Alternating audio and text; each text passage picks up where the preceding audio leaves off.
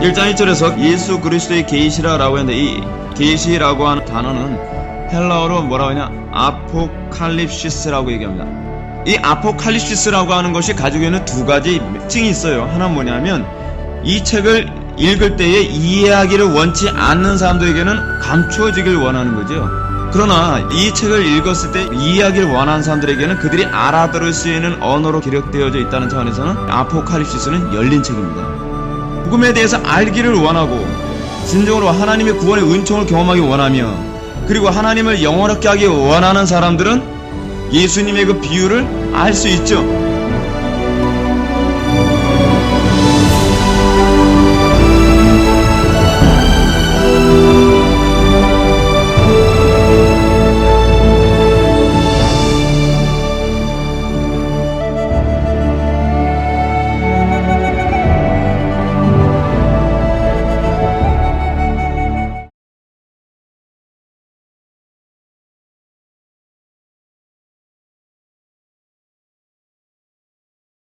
하나님 말씀 오셨습니다. 하나님 말씀은 히브리서 10장 14절입니다.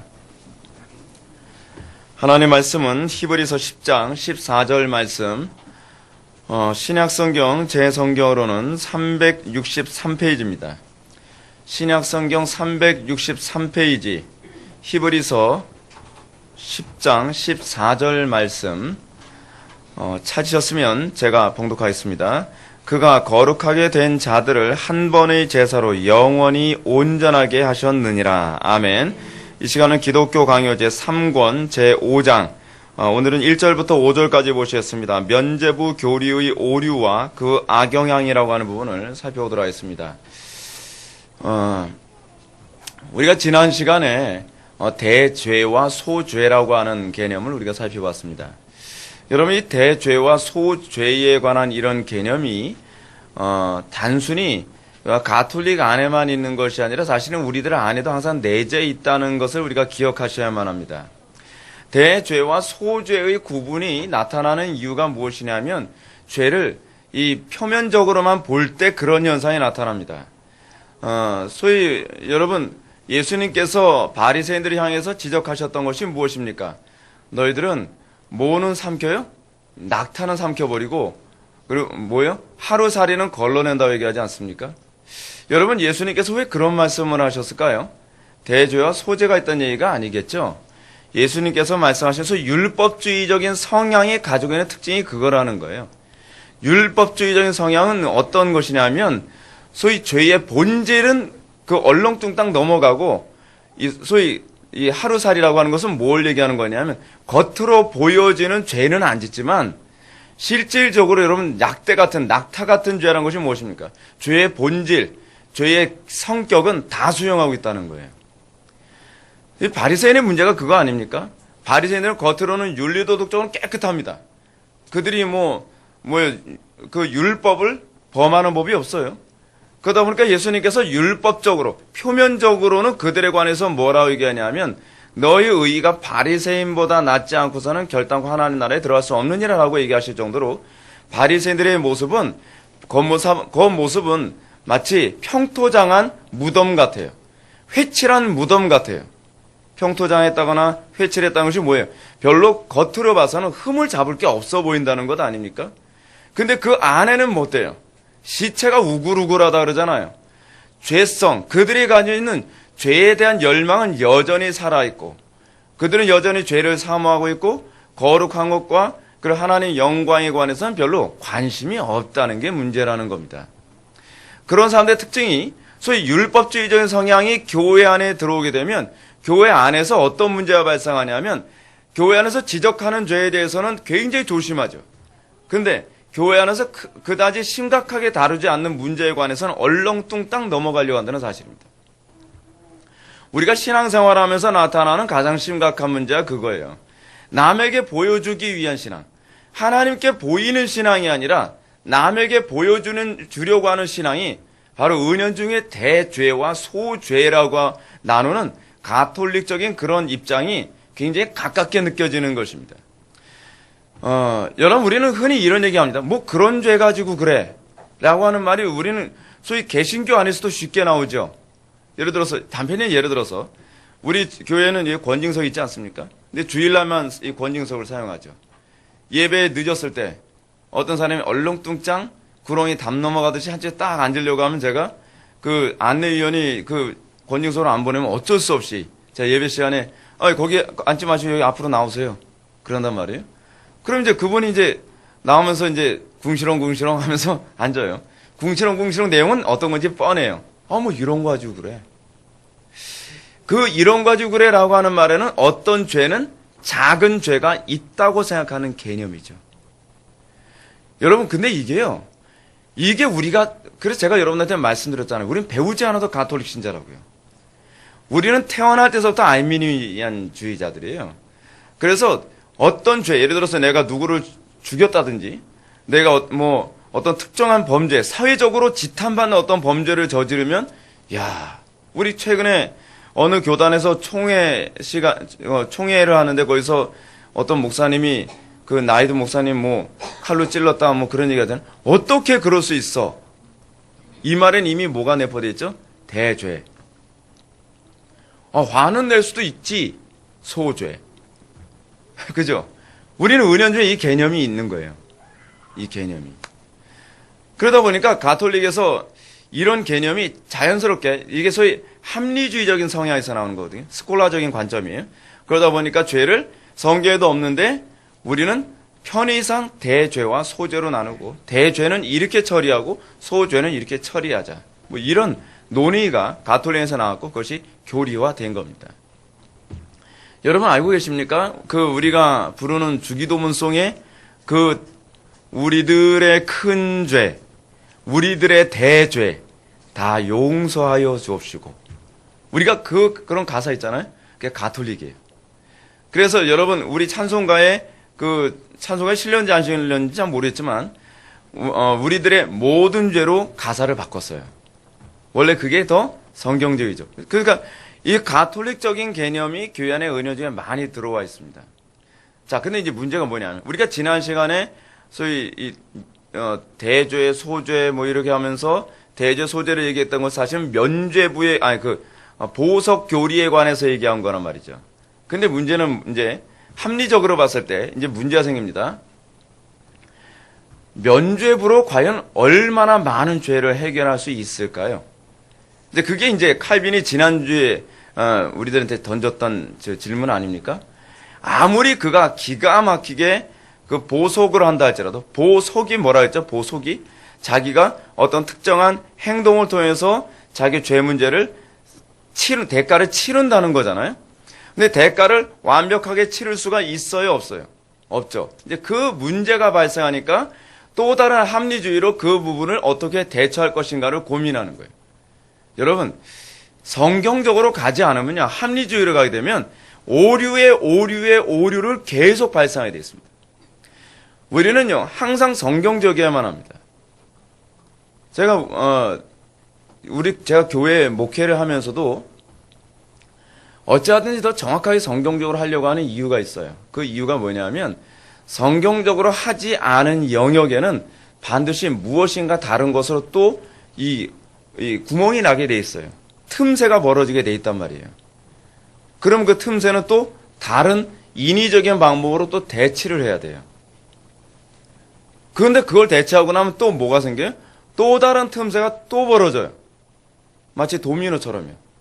그러면 그거를 또 대체하기에 또 다른 걸 집어넣어야 돼요. 오늘날 한국교회를 보십시오. 오늘날 한국교회가 굉장히 복잡해졌죠? 근데 복잡해진 이유가 어딘지 아십니까? 성경적으로 하지 않아서 그래요. 성경적으로 하지 않으면 이걸 하나를 딱 만들어 놓고 나면 성경에도 없는데 인간의 편의상 또는 인간의 합리적 그 사고에 의해서 이런 거를 성경 무시해버리고 딱 만들어 놨는데 만들고 나면 또 문제가 생겨요. 왜냐하면 인간은 전제하지 않거든요. 우리가 전제하지 않다고 한다면 우리는 성경적으로 해야 될 게 아니에요. 전제하신 하나님이 말씀하신 대로만 하면 되지 않습니까? 근데 하나님 말씀을 하지 않으니까 또 문제가 생기는 거예요. 그럼 문제가 생기면 또 다른 프로그램을 만들어야 돼요. 또 다른 시스템을 구축해야 돼요. 근데 거기엔 또 문제가 생겨요. 그럼 또 다른 시스템, 또 다른 프로그램을 또 만들어요. 그러면 자동적으로 어떻게 되냐? 복잡해지기 시작해요. 복잡해져요. 그래서 여러분, 보석 교리 다음에 나오는 것이 무엇이냐면 그것을 보강하게 만들어진 교리가 바로 면죄부예요. 면죄부. 면죄부는 무엇이냐면 자 보시죠. 가뜩이나 보석 교리도 비성경적인데 면죄부 교리는 더 비성경적이고 더 미신적입니다.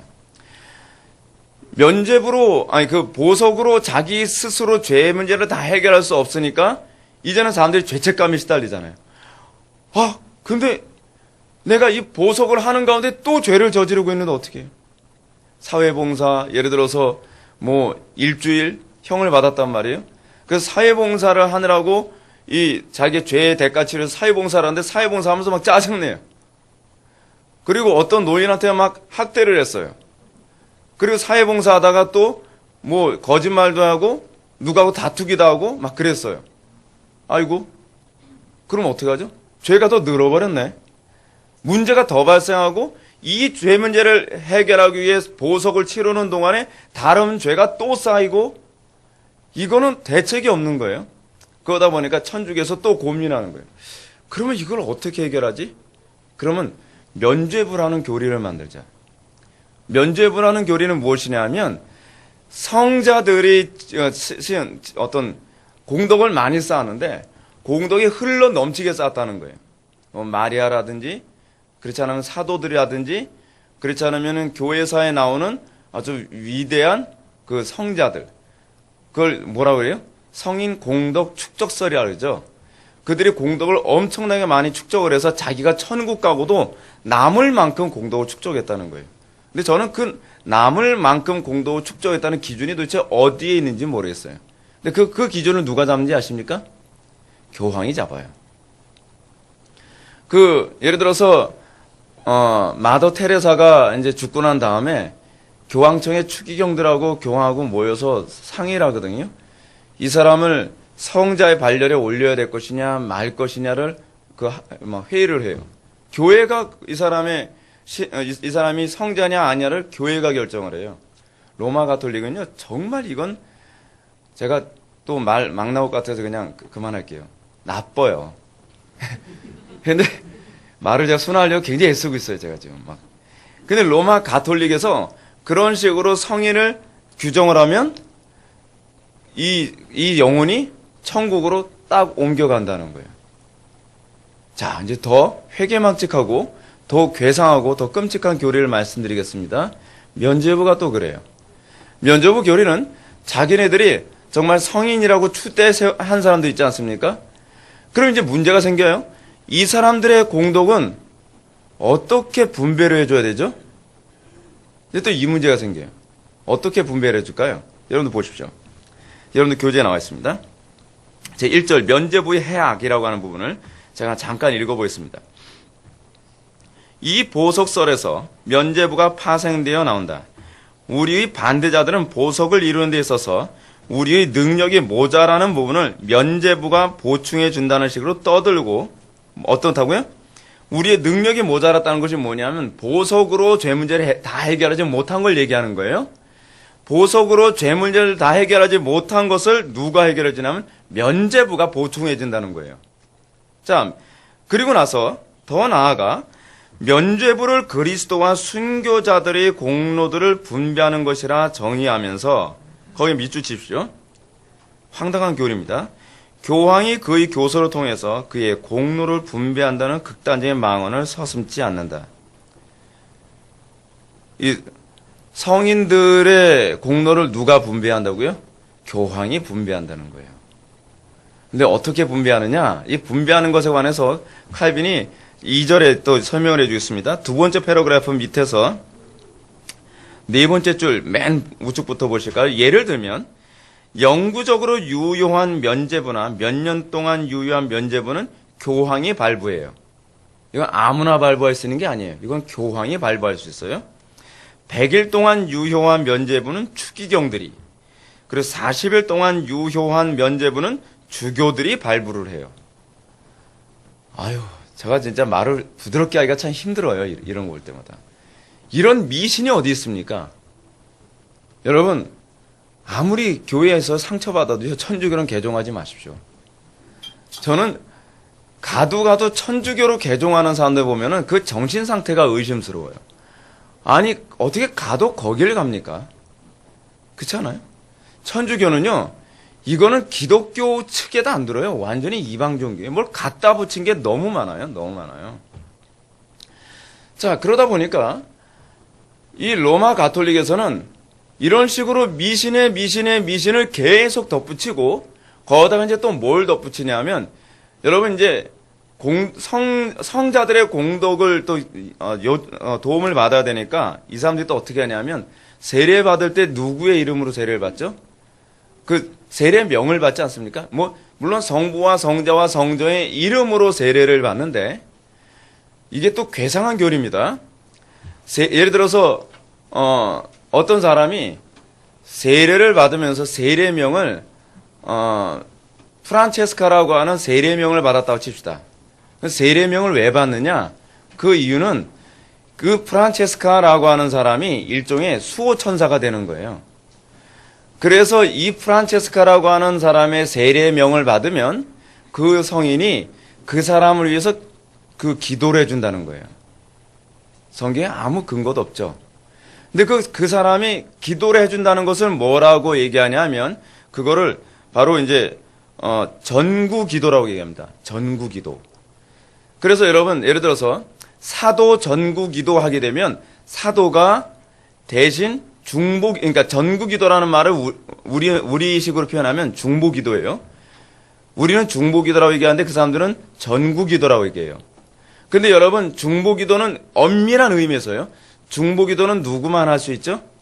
예수님만 하시는 거예요. 그래서 우리 개혁주의에서는요. 사실 중보 기도라는 표현을 굉장히 조심스럽게 써요. 그래서 원래 중보 기도라는 말이 신학적으로 문제가 있어요. 왜냐하면 중보자는 예수님 한 분밖에 없기 때문에 예를 들어서 제가 어떤 그 형제나 어떤 자매를 위해서 내가 중보 기도 해줄게 라고 얘기하는 건 신학적으로 좀 문제가 있는 표현이에요. 그래서 우리는 중보 기도라는 표현을 잘 쓰질 않죠. 근데 문제는 뭐냐면 여러분 예를 들어서 그 사람들이 이렇게 얘기합니다. 우리가 어떤 문제를 가지고 예수님께나 하나님께 기도를 해야 되는데 우리보다 좀 더 센 분이 계시죠? 누구 있죠? 예를 들어서 마리아. 마리아는 예수님 어머니잖아요. 어머니가 아들한테 얘야 좀 이거 좀 해주면 안 되겠니? 하여튼 어떻게 어머니의 말을 거절하겠냐는 거예요. 근데 여러분 이거 진짜 웃기는 얘기죠? 근데 실제로 이것이 가톨릭에서 가르치는 바예요. 그거를 마리아 전구 기도라고 얘기해요. 마리아에게 기도를 하면 마리아는 엄마니까 그리고 또 모성애가 있잖아요. 그 부드럽게 그래 내가 네 기도 내가 예수에게 얘기해 줄게. 그런 마리아가 예수님한테 내가 누구한테 그 기도를 받았는데 이걸 해주렴. 그럼 예수님이 그거를 왜 해줘요? 그럼 좀 해줘. 그러면 어머니 말씀이니까 해드릴게요. 뭐 이렇게 된다는 거예요. 정말 너무 웃기잖아요. 웃기는데 문제는 뭐냐면 가톨릭에서 많은 사람들이 이걸 아무렇지도 않게 받아들여요. 사도들이나 그렇지 않으면은 성자들은 우리보다 더 공덕을 많이 쌓았고 하나님하고 더 친하기 때문에 성자 전구 기도를 하게 되면 성자들을 향해서 기도를 하는 거예요. 성자 프란체스코요 나의 기도를 들으셔서 여러분 이게 말이 안 되는 거죠. 우리는 기도의 유일한 대상은 누굽니까? 하나님이시죠. 근데 그 사람들은 뭐라고 얘기하냐면 너희 개신교인들도 서로를 위해서 중보 기도하지 않냐. 예를 들어서 내가 어떤 사람을 위해서 기도를 하면 하나님께서 들어준다고 하지 않냐. 똑같은 거야 라고 얘기해요. 똑같은가요? 아니죠. 우리는 엄밀한 의미에서 중보 기도가 아니에요. 우리는 이걸 다른 말로 도고 기도라고 이게 그 성공에서는 도고 기도라는 표현을 사용하는데 그를 위해서 우리가 사랑으로 기도해 주는 것뿐이에요. 그러니까 여러분 어떤 면에서는 우리가 간혹가다 이런 케이스가 있습니다. 목사님 이 문제 위해서 기도해 주세요. 라고 하는 이런 개념이 어떤 개념이냐면 마치 일반 평신도보다 목사가 일종의 샤만 같은 존재가 돼서 성도들이 기도하는 것보다 목사의 기도를 하나님이 더 잘 받으신다는 그런 샤머니즘적인 사고가 교회 안의 은연 중에 밑바탕에 깔려 있는 거예요.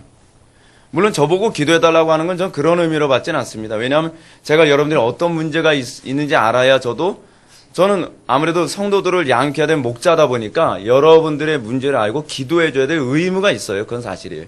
그러나 제 기도가 여러분들 기도보다 더 세거나 그렇다면 효력이 더 있어서 그런 건 아니라는 것은 분명히 기억하셔야만 합니다. 그냥 같은 성도와 성도와의 관계 안에서 그냥 여러분들을 위해서 제가 사랑으로도 기도해 주는 것 뿐이에요. 예. 그냥 그런 관점으로만 이해하면 됩니다. 자, 근데 우리가 한 가지 여기서 짚고 넘어가야 될 부분이 있어요. 뭐냐면 면죄부에 관한 개념이나 보석이라고 하는 이 개념을 가만히 보십시오. 특히 우리가 면죄부에 관한 개념이 뭡니까? 아까 제가 면죄부가 뭐라 했죠? 교황이 성인들의 공로를 자기 임의대로 분배해 주는 것이 면죄부라 했죠. 그럼 면죄부는 아무나 쓰지 않습니다. 마치 이거 뭐하고 같냐면 제가 돈이 많아요. 돈이 많으면 제가 백주스표를 딱 날릴 수 있죠. 백주스표 가지고 있다가 얼마 필요해? 제가 한 1,000만 원 필요한데 내가 1,000만 원 줄게. 1,000만 원 딱 사인 딱 해서 딱 주면 1,000만 원 쓸 수 있잖아요. 마치 교황이 그런 거예요. 자기 이름으로 면죄부 너 몇 년 정도 내가 감해줄까? 한 30년? 한 50년? 50년 내가 해줄게. 50년. 자기는 딱 사인하면 50년이 딱 감해진다는 거예요. 여러분, 근데 그게 종교교육 당시에 나온 면죄부예요. 그게요. 그건요, 여러분, 마틴 루터 당시에 가톨릭 신부가 그러지 않았습니까? 면죄부를 들고 다니면서 여러분들이 이 면죄부를 사기만 한다면 여러분들의 돈이 연복에 딸랑 떨어지는 그 순간에 여러분들의 부모가 연옥에서 천국으로 샥 옮겨갈 것입니다. 라고 얘기를 하죠. 근데 그거는요, 영구 면제거든요. 영구 면제. 그래서 루터 당시에 어떤 사람은 면죄부를 사고 온갖 방탕한 짓을 하면서 사는 거예요. 술을 마시고 길거리에서 드러누워 자고. 근데 왜 그러냐? 참 면죄부 샀기 때문에 나는 죄를 져도 상관없다는 거예요. 뭐하고 똑같죠? 구원파하고 똑같죠. 구원파가 여러분 나 믿음으로 구원받았으니까 어떻게 살든지 나는 천국은 가는 거 아니냐? 면죄부가 되는 거예요, 여러분. 자, 근데 거기서 영구 면제를 받았다는 건 그 면죄부를 누가 썼다는 거예요? 교황이 쓴 거예요. 교황이 남발한 거예요. 이 개념 때문에 십자군 전쟁이 일어났다는 거 제가 여러분들한테 말씀드렸죠. 십자군 전쟁도 여러분 사람들이 십자군 전쟁에 왜 나갔죠? 사람들이 십자군 전쟁에 가서 이교도들을 잔인하게 죽이면 거의 이교도에는 무슬림도 있었고요. 그리고 유대인들도 포함을 해요. 그래서 예루살렘 성을 탈환하기 위해서 그 가톨릭 그 군인들이 십자군들이 가가지고 애나 어른이나 다 가가지고서 거기서 이교도들을 잔인하게 죽이는 거예요. 너희들이 십자군의 전쟁에 참여한다면 너희들의 죄가 영구 면제될 것이다. 여러분, 제가 여러분한테 그 말씀 드렸죠. 이 종교가 천국 가고 못 가고를 규정하는 것에 초점을 맞추면 종교만큼 잔인해지는 게 없다 그랬죠. 그래서 십자군 전쟁 때 이 가톨릭 신자들이 얼마나 많은 그 무슬림들이나 유대인들을 잔인하게 죽였는지 몰라요. 잔인하게 죽이면서도 아무런 죄책감 없이 죽였다는 거 아십니까? 정말 끔찍한 일이에요. 입에 담을 수 없을 정도로 잔인하게 사람들을 죽였어요. 근데 이 개념이, 이 면죄부에 관한 개념이 또 어디서 나오냐면 바로 이슬람이에요. 이슬람에서 여러분 자살폭탄 테러 아주 심각하게 많이 하죠. 오늘도 제가 우리 홈페이지에 14살짜리 아이가 자살폭탄 테러를 자기 아버지가 강요를 해서 자살폭탄 테러하러 갔다가 도망쳐 나온 사건을 인터뷰한 사건이 있거든요. 그 YTN에서 한번 나온 건데 그걸 제가 링크십해서 제가 올렸어요. 근데 그 아버지가 뭐라 하냐면 네가 만약에 자살 테러를 하게 되면 천국에 가게 된다라고 애를 자살폭탄 테러로 몰아붙이는 거예요. 꾸란에 뭐라고 기록됐나 보시죠. 꾸란 9장 111절에 이렇게 표현하고 있습니다. 이슬람교가 아닌 사람을 죽이면 천국에서 72명의 처녀를 상으로 받는다. 이슬람에서는 자기의 구원을 가장 확실하게 받는 방법이 있는데 그것은 바로 순교예요. 이슬람을 위해서 순교라면 반드시 천국에 간다는 거예요. 문제는 무엇이냐면 천국에만 갈 수 있다면 무슨 짓이든지 한다는 거예요. 기독교 신앙이 천국의 목표가 맞춰지게 되면 어떤 문제가 발생하는지 아시죠? 지금 구원파의 문제가 어디 있죠? 하나님 영광에 관심이 없고 어디에 초점을 맞춰요? 천국에 관심을 갖는 거예요. 천국에만 초점을 맞추는 거예요. 신천지도 문제가 뭔지 아십니까? 천국에만 초점이 맞춰지는 거예요. 나 구원받는다고 한다면, 내가 구원을 받기만 한다면 저놈도 죽일 수 있다는 거예요. 내가 구원을 받을 수만 있다면 저쪽 교회 가세요. 신천지가 문제가 그거 아닙니까? 추수꾼돼서 다른 교회 들어가서 교회를 송두리째 아수라장으로 만들어 놓고서 내가 이렇게 했는데 나 같은 사람 천국 안 가면 누가 가냐는 거예요. 공로주의죠. 거기에 공로주의가 들어가는 거예요. 천국에 갈 수만 있다면 수단과 방법을 가리지 않는 거예요. 천국에만 갈 수 있다면 온갖 나쁜 짓도 다 할 수 있다는 거예요. 천국에만 갈 수만 있다면 거짓말도 불사한다는 거예요. 문제는 여러분들 분명히 기억해야 될 게 있어요. 신앙의 목표가, 궁극적 목표가 구원이 아니라는 거예요. 신앙의 궁극적 목표는 하나님의 영광이에요. 신앙의 궁극적 목표는 내가 하나님의 형상대로 사는 것, 내가 하나님을 기쁘시게 해드리며 사는 것이에요. 여러분, 이방 종교와 기독교의 구분이 없어지는 게 뭔지 아십니까? 이방 종교에서 궁극적으로 추구하는 것이 뭐죠? 이방 종교나 그렇지 않은 철학에서요? 행복이에요. 그 행복을 죽어서 가는 곳에 행복을 두느냐, 살아서 행복을 두느냐에 따라서 철학과 종교로 구분될 뿐이에요. 현세에서 행복을 추구한다면 철학이고요. 내세에서 행복을 추구하려고 한다면 그게 종교가 되는 거예요. 근데 보십시오. 기독교가 행복하게 살기 위해서, 내세에 가서 행복하게 살기 위해 이 땅에서 내가 무슨 짓이든지 하겠다라고 한다면 이방 종교하고 똑같아지는 것이죠. 단편적인 예를 든다면, 여러분, 불교가 얼마나 심각한 종교냐면요. 불교는 자기의 내세의 행복을 위해서 가정을 다 내팽개치죠. 불교의 중요한 교리 중에 하나가 무엇이냐면 이 세상의 것은 다 뭐예요? 다 그림자와 같다. 한여름밤의 꿈과 같다라고 그렇게 보는 거예요. 그래서 불교의 구원교리 아주 중요한 개념이 하나 있는데 무연중생 제도불능이라는 게 있죠. 그래서 인연에 관한 문제, 그들은 인연에 관한 문제를 해결해야 돼요. 업보중생 제도불능에서 그들은 업보의 문제를 해결해야 돼요. 그래서 그 사람들이 업보의 문제 또는 그들의 인연의 문제를 해결하기 위해서 뭘 하죠? 자기가 절에 산에 올라가기 전에 가족들과 모든 인연을 다 끊죠. 다 끊는다는 표현으로 뭐예요? 삭발을 하는 거예요. 그래서요. 굉장히 어떻게 보면 고상해 보이지 않습니까? 그리고 자기 업보 문제를 해결하기 위해서 그 사람들이 뭐냐면 고행을 해요. 천주교 교리가 크게 다르질 않아요. 고행을 하죠. 그들이 고행하는 방법 중에 하나 뭔지 아세요? 걸식 전도라는 게 여러분 그게 고행을 하기 위해서 하는 거예요. 그 사람들이 집집마다 돌아다니면서 목탁 두들기면서 걸식하고 돌아다니지 않습니까? 그게 왜 그러냐면 자기 업보 문제를 해결하는 두 가지 방식이 하나 있는데 그 중에 하나는 뭐냐 하면 남들한테 빌어먹는 것이고 또 하나 뭐냐 하면 옷을 갈아입지 않는 거예요. 그래서 그 스님들 같은 경우에는 누더기 같은 옷을 그 고승들 어느 정도 이렇게 딱 이렇게 단계 오른 고승들 보게 되면은 다 누더기 옷을 입고 있지 않습니까? 머털도사의 스승 같은 사람들 이렇게 누더기 같은 거 딱 이제 그래서 그 사람 이름이 누덕도사잖아요. 누덕도사. 누더기 같은 옷을 입어요. 왜냐하면 그게 그 업보의 문제를 해결하기 위한 그거예요. 사람이 가장 좋아하는 게 있는데 좋은 옷 입는 걸 좋아한다는 거예요. 그래서 사람이 가장 싫어하는 게 있는데 또 뭐예요?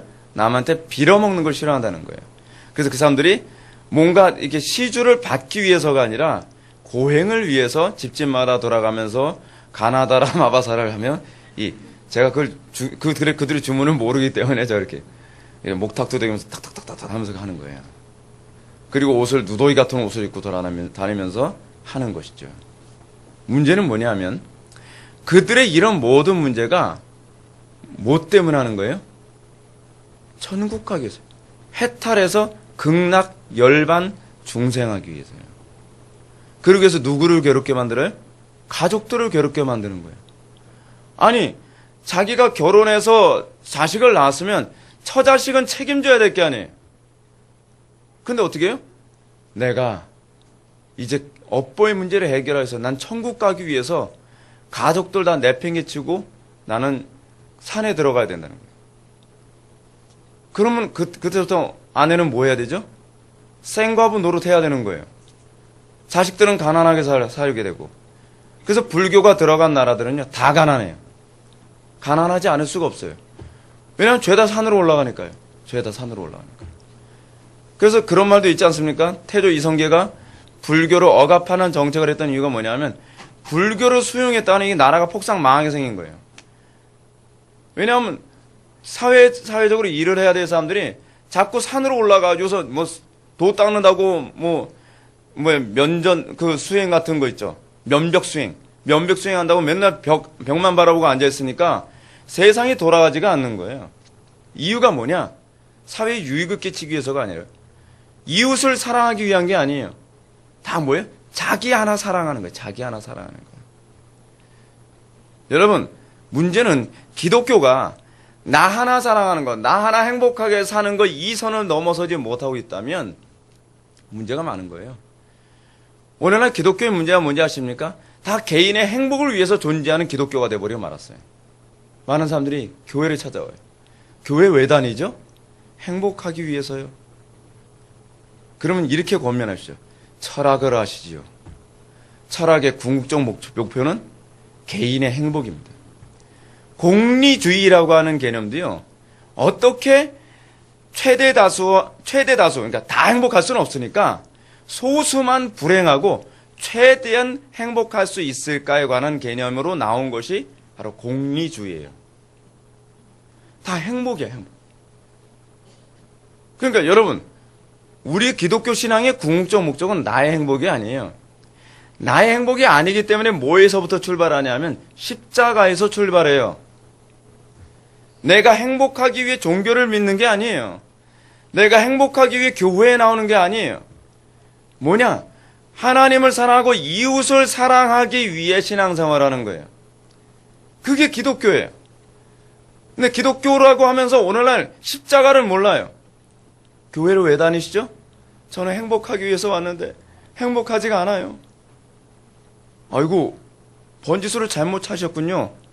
우리 기독교는 당신의 행복을 위해서 존재하지 않습니다. 기독교는 하나님과 이웃을 기쁘게 해드리기 위해 존재합니다. 우리가 기독교가 뭔지를 잘 모르고 있는 거예요. 그러니까 많은 사람들이 그러지 않습니까? 저는 상처받아서 천주교로 개종했어요. 이유가 뭐죠? 기독교 왔더니 행복하지가 않아요. 천주교는요? 여기다 행복해요. 왜 행복하죠? 술, 담배 해도 돼요. 그리고요, 집안에서 무슨 제사 지내고 있는데 굳이 시부모님하고 싸우지 않아도 그냥 행복하게 살 수 있어요. 천주교에서는 모든 행복할 수 있도록 모든 걸 다 제공해줘요. 그래서 저는 천주교가 좋아요. 딱이죠, 딱. 왜냐하면 천주교는 그 모든 걸 다 제공해 주니까요. 왜냐하면 행복을 위해서 존재하는 거예요. 왜냐하면 이방 종교거든요. 천주교 자체는요, 기독교적인 어떤 그 용어는 사용하고 있지만 그 안에 나오는 모든 구조는 다 이방 종교예요. 아주 전형적인 아리스토텔레스주의고 전형적인 자기 이기주의적으로 가득 차 있는 것이 바로 천주교입니다. 그러니까 천주교를 사람들이 좋아할 수밖에 없죠. 그러니까요. 그러니까 지금 최근에 프란체스코 교황 같은 경우 어떻습니까? 소위 동성애자들의 행복을 위해서 그거 허용해줘야 된다는 식으로 좀 나오고 있지 않습니까? 다 좋아하죠? 지금 오늘날 온 사회가 어느 쪽으로 가고 있죠? 개인의 행복, 소위 행복주의죠, 행복주의. 근데 문제는 뭐냐면 그런 사고방식을 가지고 교회 안에 들어와서 교회 안에서 그걸 그대로 자기가 추구하길 바란다고 했다는 거예요. 그리고 많은 목회자들이 그거에 호응을 해줘요. 교인들을 행복하게 해주기 위해서 교회 안에서 온갖 쇼를 다 하죠. 어떻게 해야 교인들을 행복하게 해줄 수 있을까요? 그러면서 짜낸 게 뭐냐면 교인들 그 추운 겨울에 그 예배들이 오기 힘든데 서비스를 제공하자. 그러면서 나온 게 뭐예요? 차량 운행. 차량 운행부터 시작해서 온갖 교회에서 모든 서비스를 다 제공해 주는데 아주 기상천외합니다. 여러분 기상천외예요. 요즘에. 그러니까 요즘 교인들은 교회 안에서 자기의 편리를 채우지 않으면 막 항의를 해요. 막 항의를. 이 교회는 왜 이런 거 안 해주나요? 그럼 제가 가끔가다 이렇게 혼란스러운 거예요. 내가 백화점에 온 건가? 왜 이걸 우리 교회에서 요구를 하지? 성도들은 왕이 아닌가요? 착각을 하고 있는 거죠. 착각을 하고 있는 거예요. 교인들이 교회에 와서 어떤 신학자가 이런 얘기합니다. 기독교야말로 가장 납득이 안 되는 종교래요. 왠지 아십니까? 자기가 돈 내고 자기가 희생하고 자기가 헌신하면서 자기 권리 다 포기하고 살아가는 게 기독교이기 때문에. 근데 그게 기독교예요. 자기가 헌금했는데 여러분 일반 사회에서는 자기가 돈 내고 자기가 오래 다니고 그러면 뭘 주장하죠? 권리를 주장하죠. 근데 교회는요, 시작부터 뭐로 시작하냐 하면 내 권리를 포기하는 것부터 시작해요. 내가 헌금을 얼마나 많이 했는데 그거 관계없어요. 권리를 포기하고 그리고 칭찬받으러 오는 것이 아니라 날마다 내 죄됨을 깨닫고 각성하고 회개하는 거예요. 내 중심으로 살아가기 위해서 오는 것이 아니라 이웃을 중심으로 하기 위해서 이해가 안 되는 사람도 있어요. 멀리서 와요. 아니 멀리서 왜 뭐하러 희생하러 오시죠? 편하게 사시지. 그렇잖아요? 근데 그게 기독교예요. 그렇기 때문에 그런 정신을 가지고 있기 때문에 기독교만이 세상에 소금과 빛이 될 수 있는 거예요. 기독교는 출발 자체가 달라요. 기독교에서 뭔가 권리를 추구한다? 그건 기독교를 모르는 거죠. 예수님이 권리를 주장하러 오셨습니까? 예수님은 신이세요. 하나님이시란 말이에요. 그분이 당연히 받으셔야 될 권리는 뭐죠? 아니, 그분이 전지전능하시고 모든 주권자이시기 때문에 그분이 왕궁에서도 태어날 수 있죠. 왕궁에서 태어난다고 해서 하나님 보시기에 좀 좋은 곳도 아니에요, 사실은요. 근데 그분이 왕궁에서 태어날 권리를 스스로 포기하셨죠. 어디서 태어나셨어요? 마구간에서. 가장 낮고 천한 곳. 과연 그렇게 태어난 사람이 몇이나 될까요? 모든 권리를 다 포기하셨어요. 마지막에 목까지도 포기하셨죠? 자기가 정당하게 자기 자신을 변호할 권리까지 다 포기하셨어요. 우리가 지금 누가복음 강의 내용이 그거 아닙니까? 예수님 억울해도 그냥 내가 내 그 자신을 변호해야 될 권리까지 스스로 다 포기하시죠. 그러니까 우리가 돌아오는 주일날 들어야 될 설교가 그거 아닙니까? 헤롯 앞에 서는 거. 헤롯이 아무리 질문해도 예수님이 대답을 안 해요. 예수님이 거기서 변론할 수도 있잖아요. 근데 그 모든 권리를 스스로 다 포기하시죠. 여러분 문제가 뭔지 아십니까? 우리가 오늘날 가정에서, 사회에서, 직장에서, 캠퍼스에서 모든 분란이 일어나는 이유가 다 어딘지 아십니까? 서로 권리를 주장하고 있기 때문에 그래요. 특히 우리나라 사회의 문제는 무엇이냐면 의무로 행할 생각을 하지 않고 권리만 주장하려고 들어요. 자기의 의무에 충실하면서 권리를 주장하면 봐줄만 해요. 근데 문제가 뭐예요? 오늘날 우리나라 사회 안에서도 보게 되면 자기는 일하지도 않고 권리만 계속 주장하는 거예요. 권리. 나는 쉴 권리 있다. 아니 지금 쉬고 있으면서 나한테 이럴 권리 있다. 이럴 권리 있다. 이럴 권리 있다. 하다못해 요즘 권리 주장을 하는데 기가 막히면 뭐냐면 이젠 교회 안에는 부교육자들도 권리 주장하잖아요. 그래서 어느 큰 교회에서는 부교육자들이 노조까지 만들었어요. 무슨 코미디 하는 것도 아니고요. 네. 그래서 우리도 권리가 있다. 담임 목사님은 들으시오. 막 참, 웃기는 거죠. 권리를 주장하는 거예요. 가정 안에서도 어떻죠? 서로 권리 주장하는 거예요. 권리를 주장하기 전에 우리는 내가 그 의무를 얼마나 잘 수행했는가를 먼저 좀 생각해 봐야 되지 않을까요? 복음을 들을 때 우리는 항상 그 복음을 내가 권리 주장, 그래, 저 말씀, 우리는 지난주와 지지난주에 그 오후 예배 때 남자와 여자에 관해서 그 얘기했잖아요. 근데 우리는 어떻게 들으셨나요? 그래, 내가 저 권리는 누려야 되는데 저 권리는 못 누리고 있어. 그렇게 들으셨나요? 아니면 내가 이 의무를 수행해야 되는데 내가 의무를 수행하지 못했어 라고 들으시나요? 문제는 그거죠. 문제는요. 기독교 신앙은 권리 주장이 아니라 권리 포기에서 시작하는 거예요. 그래서 십자가 한 거예요. 십자가. 근데 거기서 역사가 나타나는 거예요. 거기서 부활이 생긴다니까요. 거기서 새로운 창조. 그리스도 안에 있으면 새로운 창조라. 피조물이 아니죠. 새로운 creature. 아니라 새로운 creation.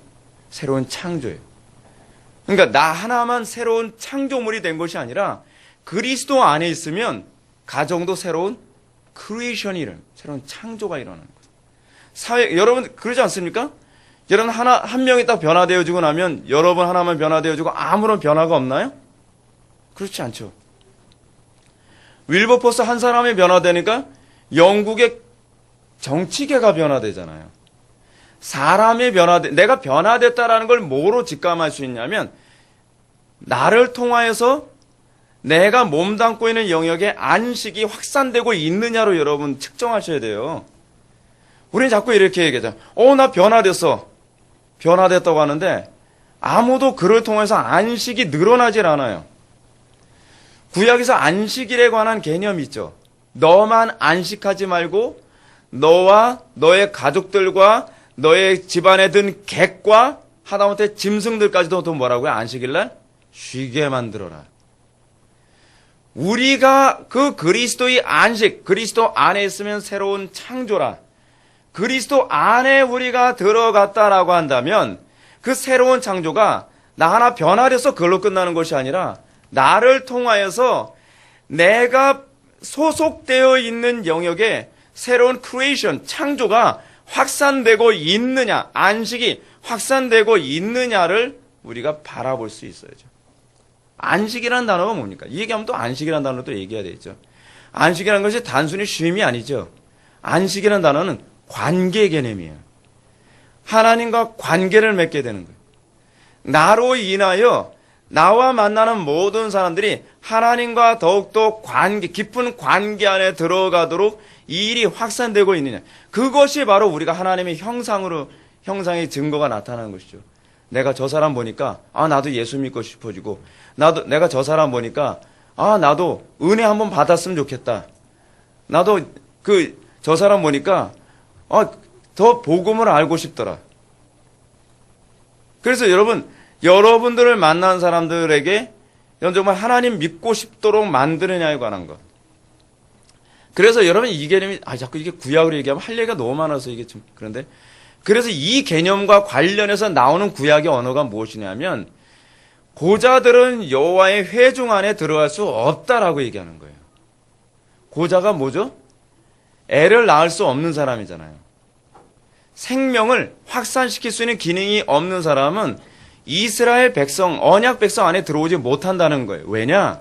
신약의 하나의 개념을 얘기하는 거예요. 신약의 개념이 뭐죠? 우리가 정말 그리스도와 안식하는 관계 안에 있으면 나와 만나는 모든 사람들로 하여금 어떻게 해요? 안식하는 관계로 만드는 것이죠. 생명이 확산되는 거예요. 그 사람을 만남으로 다른 사람이 그 생명 안에 들어가게 되는 거예요. 소위 그게 자식 낳음이거든요. 구약적 개념에서.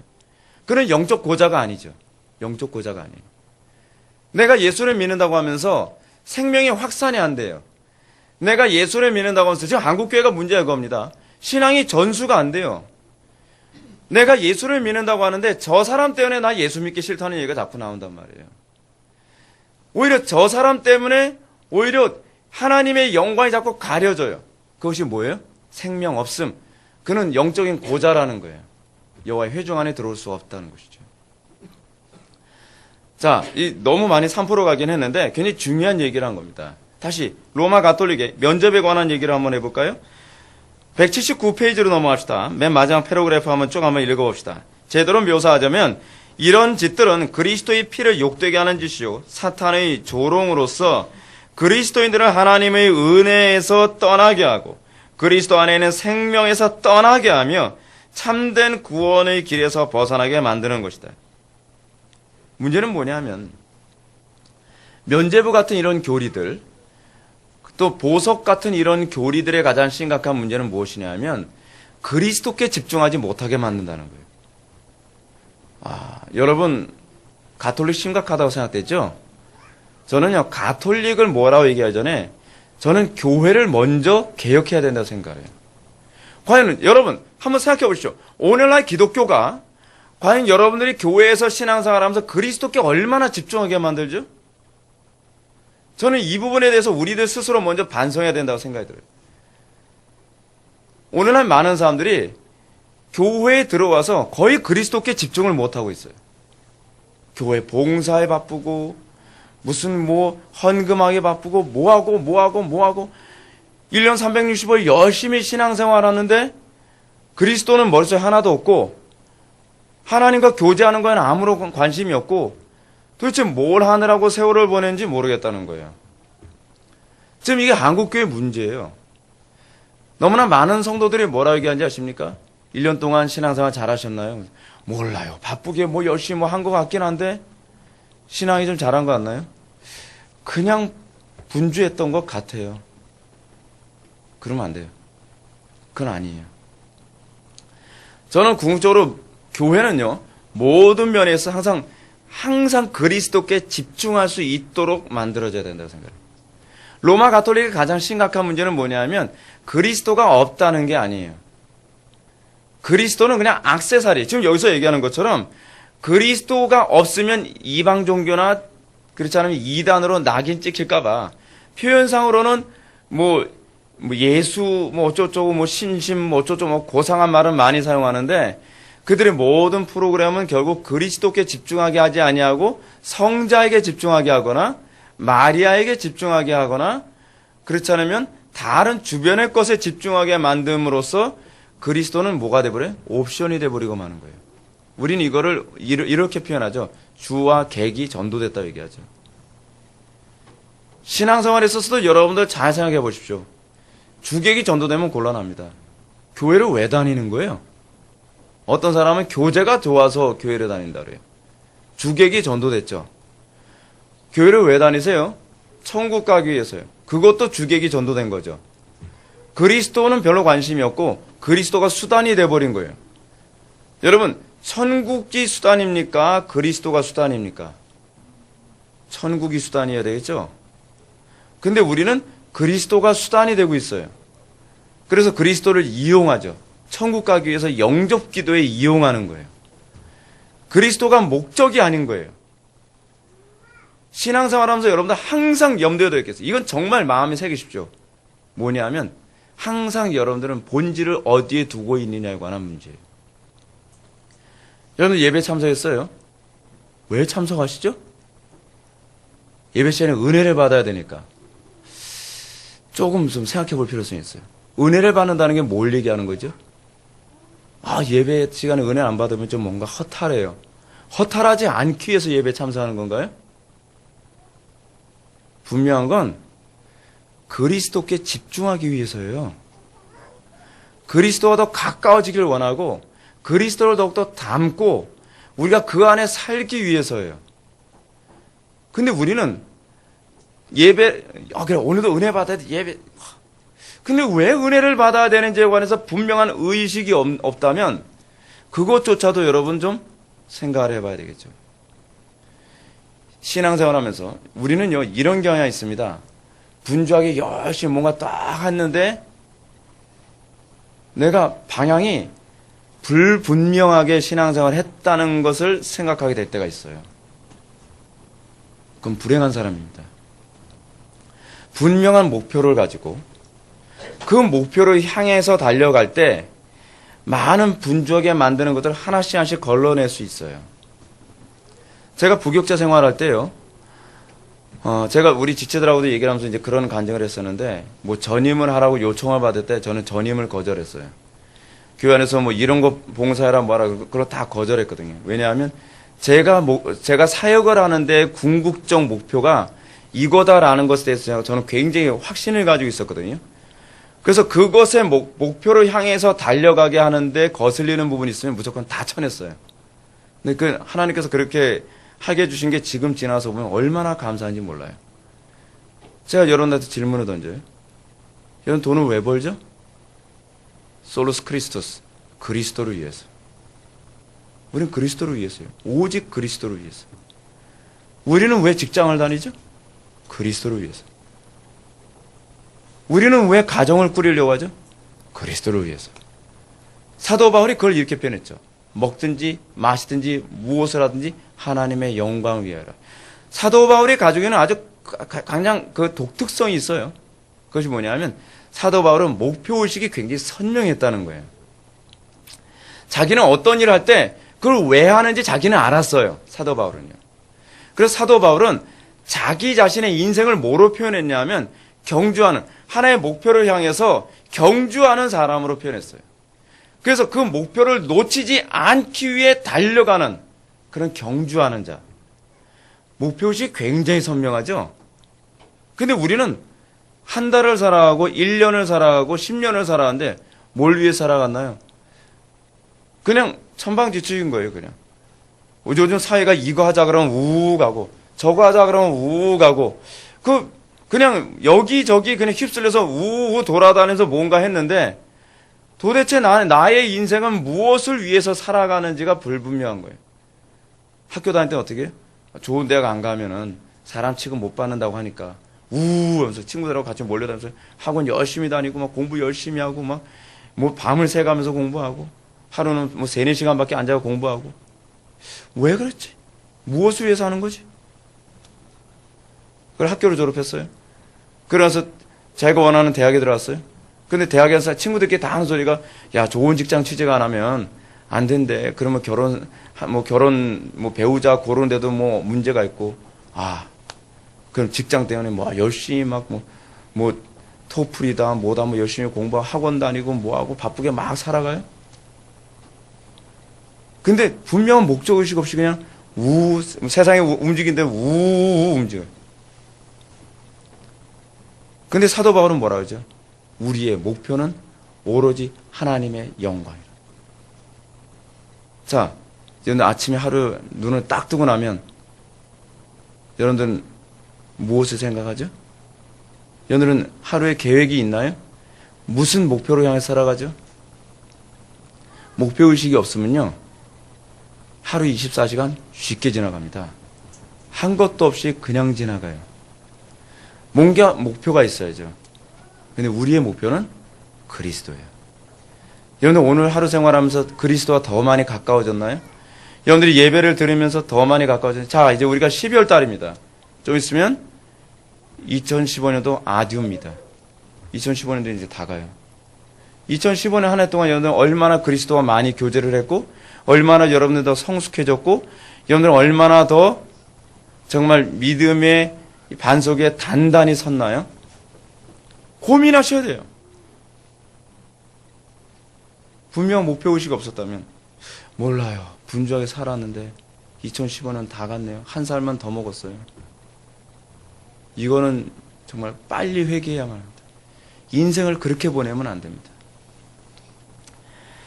좀 더 한번 읽어보겠습니다. 그들은 그리스도의 피가 죄 용서와 화목과 보석을 위하여 충족하다는 것을 부인하면서 마치 그 피의 능력이 모자라고 말라버려 없어지기라다는 것처럼 다른 무엇으로 공급하고 채워야 한다고 떠드는데 이보다 그리스도의 피를 더 욕되게 하는 것이 어디 있겠는가. 와, 정말 사악하죠. 그리스도를 얘기하면서 궁극적으로는 그리스도를 욕되게 만드는 것. 여러분 어떻습니까? 여러분은 이율배반적으로 살고 있지 않습니까? 하나님 영광 위에 산다고 하면서도 다른 어떠한 행동을 통해서 하나님의 영광을 다 짓밟는. 마치 우리가 그렇게 속아 넘어갈 때가 많이 있죠. 교회 안에 분쟁이 있는데 하나님의 영광을 위해서 내가 이 교회를 지켜내야 된다고 해서 똥바가지를 퍼붓고 나의 반대 세력과 멱살잡이를 하고 쇠파이프를 휘두르면서 경찰들이 와서 그 싸움을 말려야 되는 모습을 보이는 것. 그래서 우리 뭐라 그래요? 교회를 위해서였어요. 하나님 영광 위해서요. 저런 거짓말쟁이 같은 교인들이 교회를 장악하면 안 되잖아요. 여러분, 이게 이율배반이죠. 난 하나님의 영광 위해 산다고 하면서도 한편으로는 정반대의 삶을 살아갑니다. 가톨릭 신자들이 그런 식의 모순을 범하고 있다니까요. 오늘날 많은 그리스도인들이 실제로 그런 모순을 범하고 있는 거예요. 성경 뭐라고 얘기하고 있죠? 180페이지. 베드로는 말하기를 그리스도에 대하여 모든 선지자들도 증언하되 그를 믿는 사람들이 다 그 이름을 힘입어 죄사함을 받느니라 했느니라. 또 사도 요한은 뭐라고 얘기합니까? 네 줄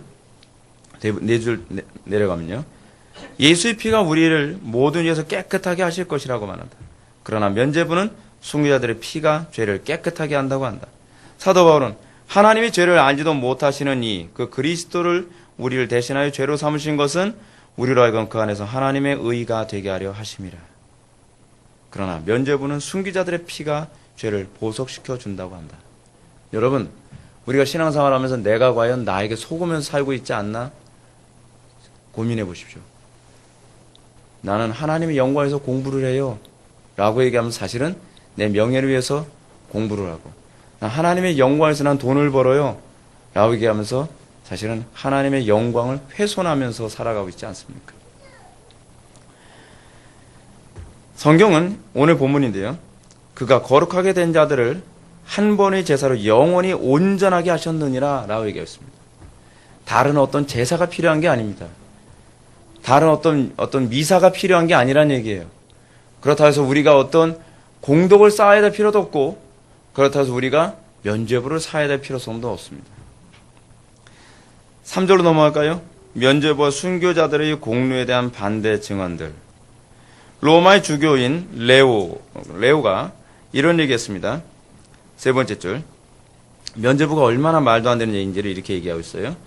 많은 성도들의 죽음이 주님 보시기에 귀하기는 하지만 무죄한 사람이 사륙당하는 일로 말미암아 세상에 화목이 이루어진 일은 없습니다. 의인들은 면류관을 받았을 뿐 면류관을 주지는 않습니다. 또한 신자들의 용기가 인내의 모범이 되었지만 그것이 의를 가져다 준 것은 아닙니다. 각자가 자기 자신의 죽음을 죽은 것이지 자기의 죽음으로 다른 사람의 빚을 갚은 것이 아닙니다. 한 분 그리스도께서 계시고 그분 안에서 모든 사람이 십자가에 달리며 그분 안에서 모든 사람이 죽고 장사 지낸 바 되고 다시 살아난 바 된 것입니다. 자, 근데 이번에 관해서 그들이 이성주의적인 관점에서 어떻게 또 변론하고 있나 볼까요? 그들의 변명을 들어봅시다.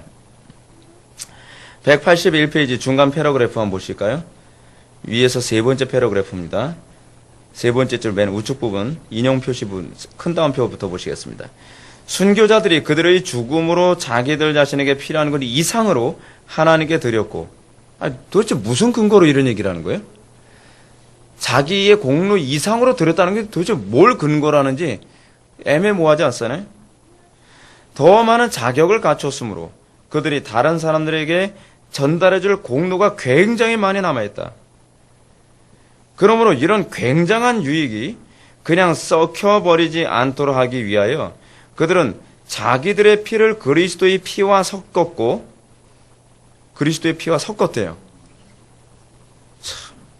이 둘의 피를 통해서 교회의 보고가 세워져서 죄사함과 죄에 대한 보속을 분배해 줄 수 있게 되었다.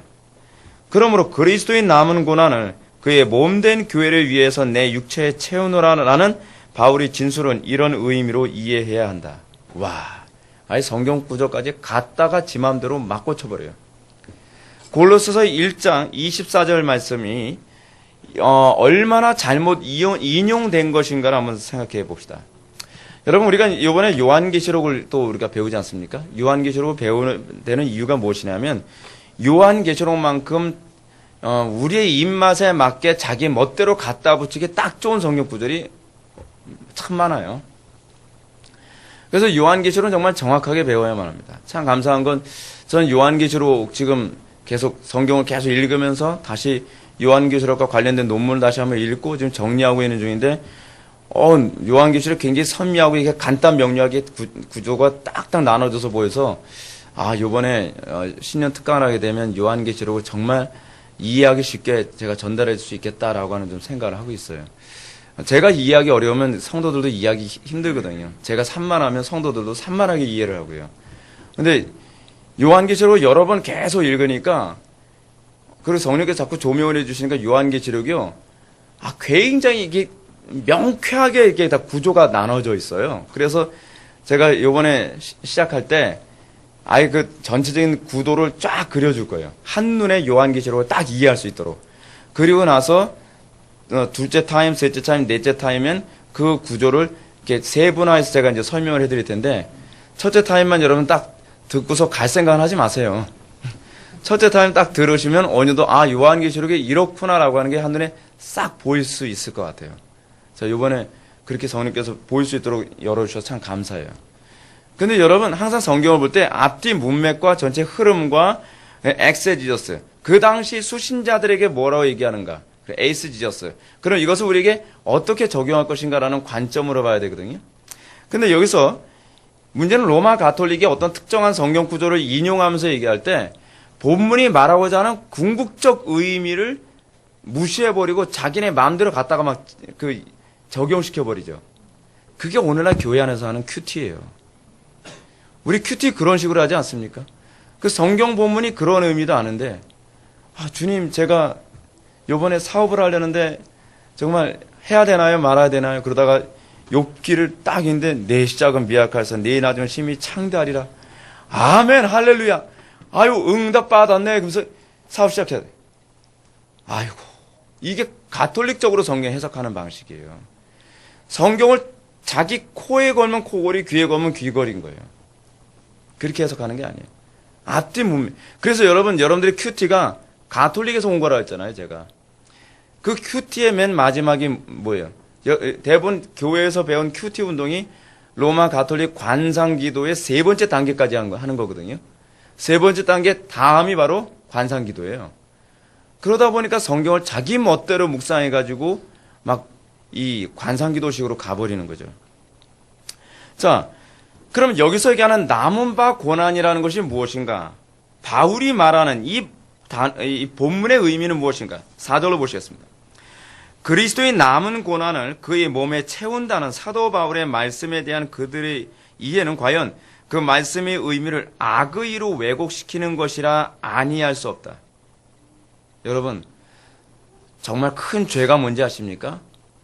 하나님의 엄유하신 말씀을 자기의 죄를 합리화시키기 위해 악의적으로 왜곡하는 겁니다. 이게 왜 큰 죄냐 하면 선을 행하도록 주신 말씀을 악을 행할 도구로 사용했기 때문이에요. 그래서 그 사람들은 뭐라 그래요?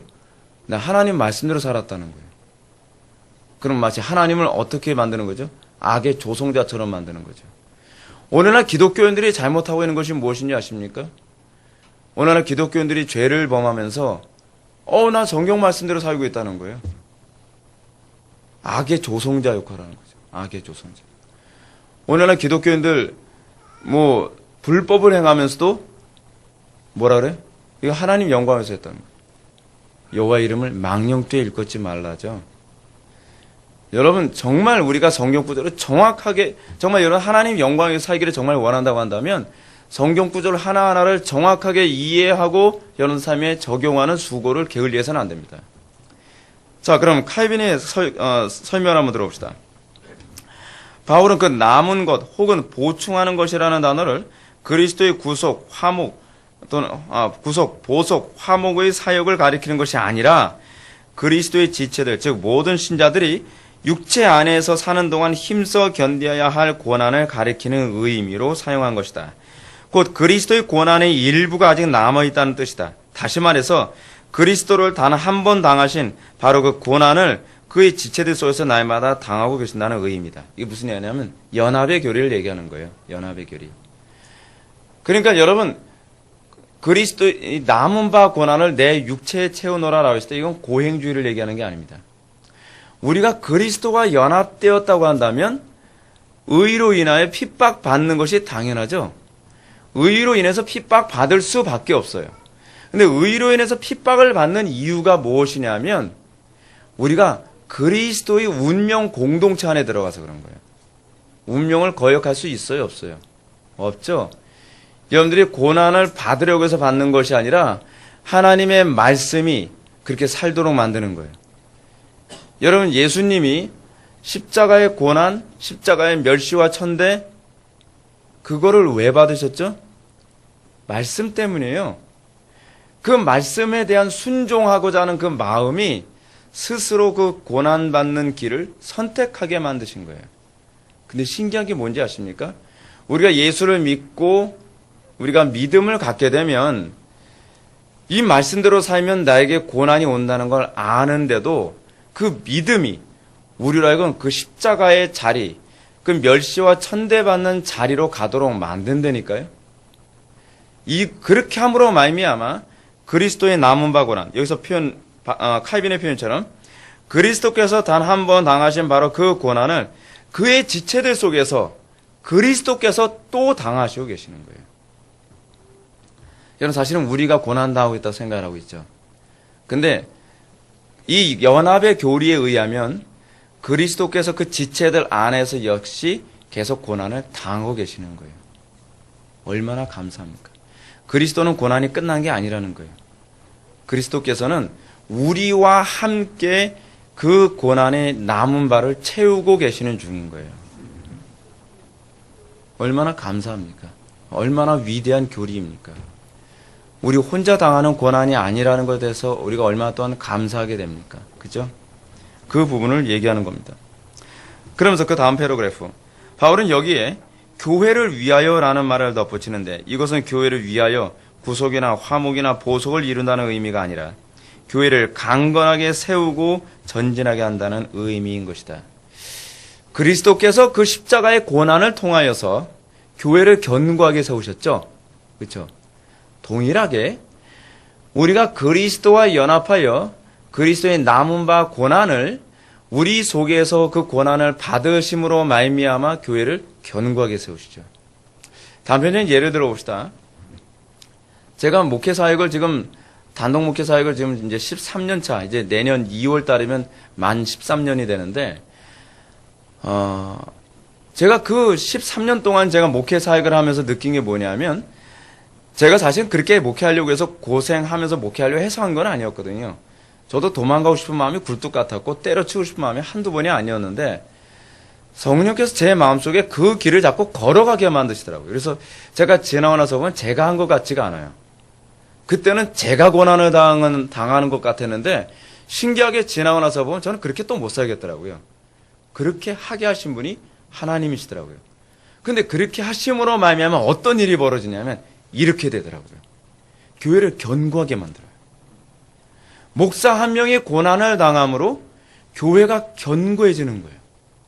여러분들 한 명 한 명 각자가 고난을 당함으로 여러분들의 가정과 캠퍼스와 사회가 견고해져요.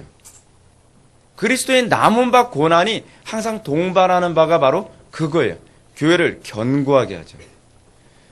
그래서 여러분들의 그 고난이 내 죄로 인한 고난인지 그래서 여러분들의 그 고난이 그리스도의 남은 바 고난을 채우는 그 고난인지를 구분하는 중요한 시금석 중에 하나는 뭐냐면 내가 받는 이 고난을 통하여서 공동체를 견고하게 또 다른 지체들을 교회를 견고하게 만들고 있느냐를 여러분 한번 점검해 본다면 아주 분명하게 나오게 될 것입니다.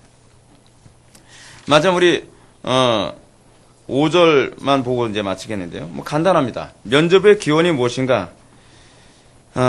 면접의 기원은 뭐 아까 우리가 얘기했던 그 부분인데 요거만 얘기하고 마치겠습니다. 맨 마지막 패러그래프 한번 보시기 바랍니다. 184페이지. 대체 그 기원이 어디 있느냐? 두 번째 줄. 옛날에는 참여하는 자들에게 감당할 수 없을 만큼 엄청나게 무거운 보석이 부과되었는데 그 엄청난 보석 때문에 사람들이 짓눌려 있는 상태에서 그 보석을 다소 완화시켜 주기를 교회에 청하였고 그렇게 교회의 권위로 보석이 면제되는 것을 가리켜 면죄, 인들리전스라고 하는 단어가 사용하는데 이 면죄라고 불렀다라고 얘기합니다. 처음에는 어떤 의미로 사용했냐면 보석 이제 어떤 사람이 죄를 졌는데 죄에 대한 보석으로 예를 들어서 액수로 따진다면 당신은 이 죄는 너무 크기 때문에 한 1억 5천원 이 보석금을 내야 되겠습니다. 했단 말이에요. 너무 돈이 커서 저는 갚을 수가 없습니다. 그랬을 때 가톨릭에서 어떻게 했냐면 면죄를 했어요.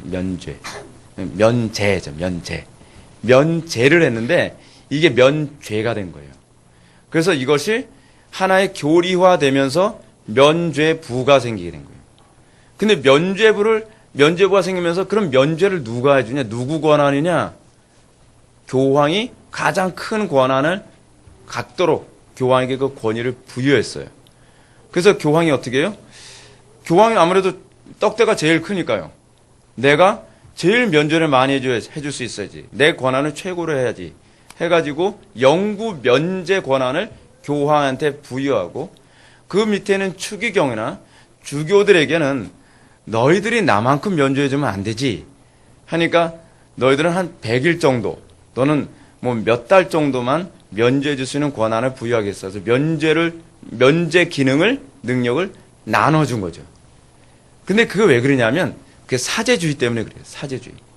사제에게 모든 권한이 다 위임되고, 사제가 천국 가고 지옥 가고를 다 관할을 해요. 여러분, 교회 안에서도 심각한 게 뭔지 아십니까? 목사 말 잘못 들으면 지옥 가. 이게 천주교주의예요. 목사한테 그렇게 해서 구원받을 수 있을 것 같아? 아니, 그 사람 신부입니까? 그런 소리 하게요. 일종의 사제주의는요, 배우지 않아도 사제주의가 돼요. 간혹 가다가 목사한테 잘못하면 심하게 저주를 받는다라고 하는 그 생각을 하거나 가르치는 사람이 있는데, 그건 천주교 사제주의에서 나온 개념이에요. 여러분, 전에 언젠가 어떤 부흥 강사에 이런 얘기 있습니다. 목사에게는 뭐 축복권과 저주권이 있대요. 여러분 그런 얘기 들어본 적 있습니까? 그런 거 안 들어보신 사람이 보기에는 좀 믿으시기 바랍니다. 예. 여러분 그거요 사제주의예요. 사제주의. 목회자에게 축복권이나 저주권이 있는 거 아닙니다. 잠언에서 뭐라고 얘기했죠? 까닭 없는 저주는 마치 하늘에 날아다니는 참새와 같다 그러지 않습니까? 아무 의미가 없어요. 축복과 저주는요, 언약에 의해서 결정되는 거예요. 여러분들이 하나님의 언약에 위배되면 저주를 받는 것이고, 여러분들이 하나님의 언약에 부합해서 살면 복을 받는 거예요. 복의 근원이 하나님이세요. 복을 주시고 저주를 주시는 분이 하나님이시기 때문에 목사가 저주했다고 해서 저주받고 목사가 축복했다고 해서 축복받는 게 아닙니다. 그리고 궁극적으로 강단이 축복할 수 있는 어떤 힘이 있는 건 사실이에요. 근데 그 축복이라는 것이 뭐냐면 하나님을 만나게 한다는 차원에서 축복이에요. 물리적인 축복이 아니에요. 강단의 영적 권한 또는 강단이 축복의 장소라고 하는 것은 여러분들 강단 설교를 통해 소위 그리스도를 만나는 것이 최고의 축복이거든요. 그러니까 그리스도를 만나고 그래서 여러분들이 그리스도의 영광에 참여하게 된다는 차원에서 강단이 축복의 어떤 중요한 권한을 가지고 있다고 얘기할 수 있지만 뭐 목사가 복 받아라 해서 복 받는 것이 아니고 저주한다 해서 저주되는 게 아닙니다. 근데 로마 가톨릭의 이런 축복과 저주적인 어떤 사제주의 때문에 사제들은 어떻게 해요? 한 사람의 구원 여부, 축복 여부 모든 걸 사제가 다 쥐고 있는 거예요. 오늘은 한국교회가 개혁되려면 사제주의가 사라져야만 합니다. 가톨릭으로부터 종교개혁을 할 때 종교개혁자들이 했던 게 바로 그 사제주의를 깨는 거였거든요. 사제주의 깨기 위해서 목회자가 신부복을 버린 거예요. 로만 칼라 안 하잖아요. 근데 요즘에 교회들이 어떻죠? 성도들 앞에서 좀 권위 있어 보이기 위해서 너희들 하나는 소위 뭐 크레스가 달라 뭐 요즘 그게 또 유행이라며요. 그러면서 이 로만 칼라 하고 다니면서 좀 이렇게 격이 다른 것처럼 딱 구분해 놓고 그리고 설교 딱 끝나면 바람각해서 싹 옆문으로 사라지고 그래서 신비주의. 참 신비로워. 어떻게 하면 우리 교회 담임 목사님하고 한번 상담이라도 한번 해보지? 예를 들어서 담임 목사님이 신발을 한번 가면 무슨 교황 오신 것처럼 막 난리 부르스예요, 막 그냥. 그 신비주의죠. 그 별로 이렇게 적당하지 않습니다. 적절하지 않아요. 참된 신앙이라고 하는 것은 목사에게 집중하는 것이 아니라 그리스도께 집중하는 것. 항상 여러분들 염두에 두십시오. 정상적인, 뭐 좋은 교회다 나쁜 교회다 그걸 따지기 쉽지 않고요. 가장 정상적인 교회는 무엇이냐면 그냥 그리스도께 집중하는 거예요. 오죽하면은 사도 요한이 이런 얘기하죠. 이 얘기만 하고 마칩시다. 그는 흥하여겠고 나는 쇠하여야 하리라. 왜 사도 요한이 그런 얘기했죠? 그리스도께 집중하는데 장애가 되는다고 한다면 나는 쇠하여야 한다는 얘기입니다. 이게 교회에서 하면서 모든 우리의 신앙의 선배들이 가졌던 마음의 자세입니다. 그래서 여러분 칼빈 당시에는 오죽하면 뭐라 그래요? 강단에 서서 회중들을 정면으로 바라보지 않고 그 높은 데서 옆을 보고서 설교했다는 얘기도 있어요. 왜냐하면 그리스도께만 집중하게 하기 위해서. 그래서 여러분 원래 개혁교회는요 스테인글라스를 안 해요. 화려하게 예배당을 꾸미질 않아요. 하다못해 강대상 뒤에 십자가도 없잖아요. 왜 그런지 아세요? 그리스도께 집중하는데 지장이 될까 봐요. 철저합니다. 개혁교회는요 그리스도께 집중하는데 조금이라도 문제가 되는 것이 있으면 단칼에 계속 개혁했던 것이 바로 개혁주의입니다. 사랑하는 성도 여러분, 여러분들이 신앙생활하는 데 있어서 직장생활이라든지 인간관계라든지 사회생활하는 거, 가정에서 생활하는 거 모든 면을 단순화시키십시오. 온전히 그리스도께 집중시키기 위해서 모든 걸 단순화시키십시오. 그리스도께 집중하기 위해 단순화시켜야 되는 작업은 교회 안에서만 이루어지는 것이 아니라 여러분들 일상의 삶에서도 이루어져야 될 문제입니다. 이렇게만 된다면 마지막 주님 오시는 그날까지 여러분들이 정말 견고하게 믿음 생활하는데 부족함이 없을 것을 믿으시기 바랍니다. 기도하시겠습니다. 사랑이 많으신 하나님 아버지, 이 세상이 점점 그리스도께 집중하지 못하도록 만드는 시대에 우리가 살고 있습니다. 아버지 하나님, 우리가 온전히 그리스도께만 집중하게 하여 주시옵고 그리스도께 집중하지 못하게 만드는 모든 교리들과 모든 삶의 부분들은 하나씩 하나씩 우리가 개혁하며 더욱더 그리스도와 한 몸을 이루고 우리가 거룩한 길만 걸어갈 수 있도록 믿음 허락하여 주옵소서. 예수님의 거룩하신 이름으로 기도 올리옵나이다. 아멘.